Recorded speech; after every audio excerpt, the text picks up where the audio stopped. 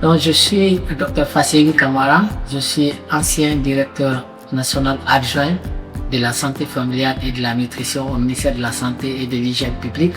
Je suis aussi doctorant au CIA où je fais une thèse sur la santé maternelle, néonatale et infantile également. Et je suis assistant à la chaire de santé publique. Et j'ai participé à ce projet également en tant que personne ressource. L'atelier de restitution des résultats nous a montré que l'étude qui a été réalisée est d'une grande importance dans la mesure où ces résultats nous permettront d'améliorer nos manières de faire dans le système de santé, surtout dans le domaine de la santé maternelle et infantile.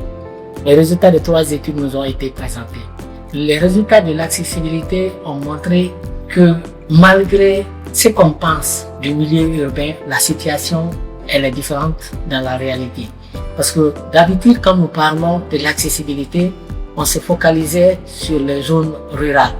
On pense aux obstacles géographiques, on pense à l'accessibilité financière. Les résultats de cette étude nous ont montré qu'en milieu urbain, on peut avoir de sérieux problèmes d'accessibilité qui ne sont pas liés aux problèmes forcément géographiques, mais juste aux problèmes de mobilité en ville. Et donc ces résultats sont pour moi quelque chose de très important dont le commun mortel ne peut pas sentir.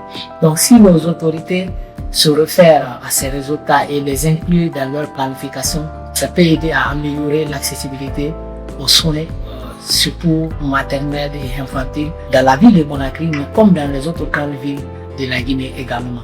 Si nous prenons par exemple le temps de déplacement dans la ville de Conakry, quand nous voyons qu'on peut faire dans les scénarios pires jusqu'à 11 km seulement par heure dans la ville de Conakry, ça c'est quelque chose de très négatif en matière de déplacement.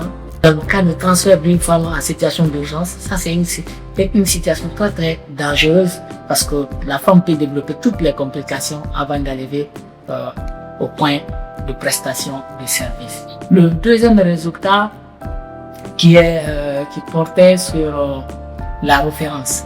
On s'est rendu compte qu'il y a un sérieux problème de référence parce que la majorité des femmes qui ont eu accès aux services ont été transportées par d'autres moyens que sont les taxis-motos au lieu d'ambulance. Alors qu'en réalité, à Guinée, on a un discours d'ambulance dans les services. Donc il y a un problème qui fait que le transfert s'est fait, mais la qualité du transfert pose problème parce que pendant ce transfert, quand on est dans un taxi, on ne peut pas accéder aux soins comme il est prévu si c'était dans une ambulance. Cette étude met en lumière des insuffisances sur lesquelles on peut s'appuyer dans l'avenir pour améliorer la qualité des soins. On était avec les gens de différents hôpitaux, on a eu des discussions.